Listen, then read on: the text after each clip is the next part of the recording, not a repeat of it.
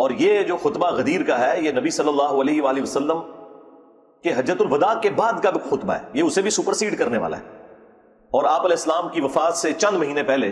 جب آپ حج کر کے مکے سے مدینے کی طرف واپس آ رہے تھے تو راستے میں پانی کے لیے خم نامی گاؤں پہ پڑاؤ کیا 18 ذوالحجہ 10 ہجری کو،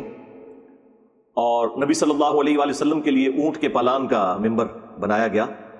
اور زید ابن ارقم روایت کرتے ہیں جب چند تابعین ان کو ملنے آئے کہ بھئی آپ نے تو نبی الاسلام کے ساتھ اتنا وقت گزارا ہے، اتنی نمازیں پڑھی ہیں، تو کوئی بات جو خاص بات رسول اللہ کی نصیحت آپ کو یاد ہو؟ تو انہوں نے کہا پھر سنو، چونکہ بنو امیہ کا دور تھا اور سیدنا علی کے اوپر ممبروں سے سب و شتم کا سلسلہ جاری تھا، تو انہوں نے ڈھونڈ کے غدیر خون کی حدیث سنائی۔ انہوں نے کہا کہ اگر میں کوئی چیزیں سکپ کر دوں تو یہ سمجھ لینا میرا بڑھاپا ہے، البتہ مجھے یہ ایک نصیحت یاد ہے کہ نبی الاسلام نے غدیر خون کے موقع پر اپنی وفات سے چند مہینے پہلے خطبہ دیا، انتہائی بلیغ خطبہ۔ اس کے الفاظ ہی کنکلوڈنگ ہے، اے لوگو آگاہ ہو جاؤ میں بھی ایک انسان ہوں، قریب ہے کہ اللہ کا قاصد یعنی موت کا فرشتہ میرے پاس آئے اور میں اس کی دعوت قبول کر لوں۔ میں اپنے بعد تم میں 2 بھاری چیزیں چھوڑ کر جا رہا ہوں، ان میں سے پہلی چیز اللہ کی کتاب ہے، اس میں ہدایت ہے، اس میں نور ہے،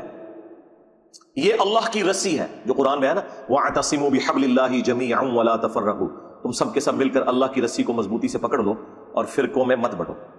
یہ اللہ کی رسی ہے، جو اسے پکڑے گا وہ ہدایت پر ہوگا، جو چھوڑ دے گا وہ گمراہ ہو جائے گا۔ اور پھر نبی علیہ السلام ترغیب دلاتے رہے، اللہ کی کتاب، اللہ کی کتاب، اللہ کی کتاب۔ اور پھر فرمایا دوسری بھاری چیز میرے اہل البیت ہیں،